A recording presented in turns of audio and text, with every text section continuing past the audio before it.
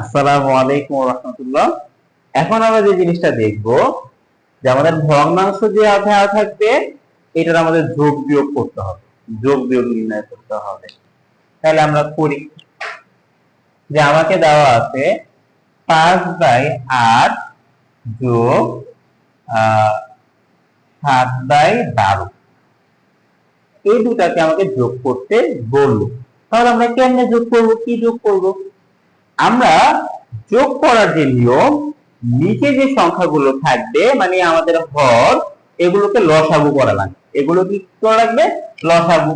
আমি লিখলাম 8/12 লিখে দিলাম। এটাকে লসাগু করি।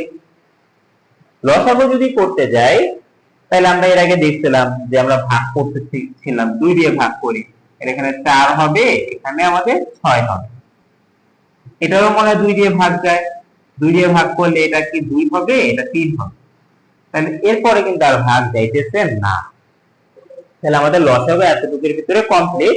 তাহলে আমাদের লসাগু যে রেজাল্টটা হবে লসাগু 2 গুণ 2 গুণ 2 গুণ 3।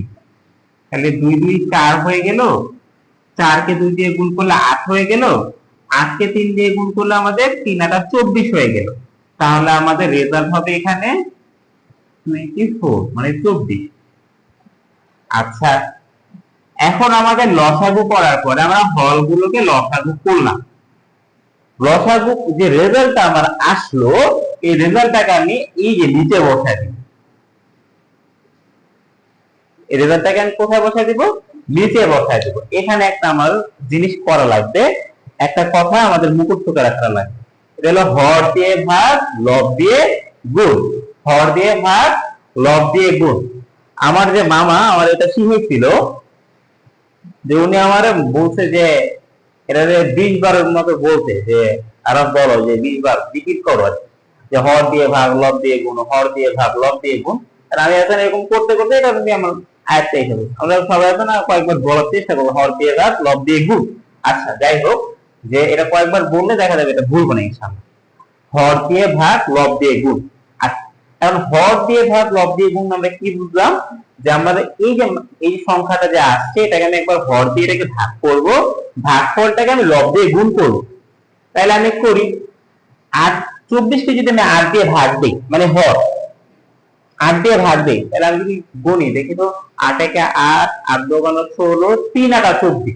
মানে আমি যদি ভাগ করি, যে আমি যদি 24 কে যদি 8 দিয়ে ভাগ করি তাহলে আমার 3 হয়। আমাদের রেজাল্ট কত হয় ভাই? 3 হয়। আচ্ছা, আর 3 8 24 মানে 3, মানে ভাগ করলে আমার 3 আসবে। আচ্ছা, 3 আসলো। এখন আমাদের যে ভাগফলটা আসে এটা কি লব দিয়ে কি করব? গুণ দিব। আচ্ছা, 3 কে যদি আমি 5 দিয়ে গুণ করি তাহলে কত হয়? 15 হয়। তাহলে আমি উপরে লিখে দিব কত? 15। আচ্ছা, শেষ। এতটুকু কাজ। আর আবার বলতেছি হর দিয়ে ভাগ লব দিয়ে গুণ। আমি 8 দিয়ে যখন 12 এই যেটাকে যখন ভাগ দিছিলাম, যে আমি 8 ভাগ 24, তখন আমি দেখছিলাম যে আমি 3 বার গেছি আর কি, 3 8 24। আচ্ছা, এর জন্য মূলত আমি কি করছি, যে এটা যে মানটা আসছে এই মানটা দিয়ে আমি কি করব? এটাকে গুণ দিছি, ঠিক না? গুণ দিয়ে দেখছি যে আমাদের কত আসছে? 15 আসছে। আচ্ছা, এর জন্য 15 আমি লিখে দিচ্ছি। বা আমাদের একটা জিনিস কি, এটা তো একটা আমাদের ভাগ করার আদিম নিয়ম। এটা আরেকটা জিনিস দেখি, ভগ্নাংশকে আমরা কাটাকাটি নিয়মের মাধ্যমে ভাগ করা যায়। এরকম আমাদের কত? 24 ভাগ 8 কাটাকাটি করব। কাটাকাটি করলে এখানে আমি একবার কাটলে আর এখানে 3 বার কাটলে মানে আমাদের 3 হয় রেজাল্ট আর কি। হ্যাঁ, বাদ দিয়ে যাই হোক, আমরা আশা রাখি বুঝতে পারছি। হর দিয়ে ভাগ করছি লব দিয়ে গুণ। কয়টাতে আসে? 12। আর আমি কি করব? 12 কে 24 দিয়ে যদি ভাগ করি তাহলে 2 আসে, ঠিক না?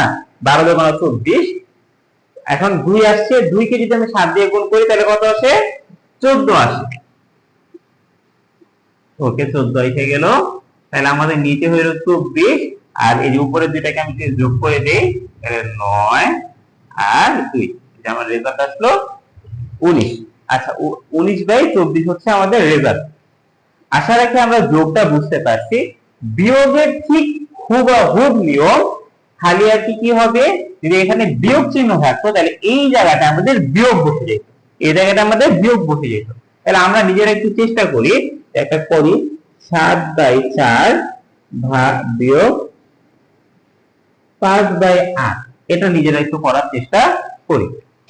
সালামু আলাইকুম।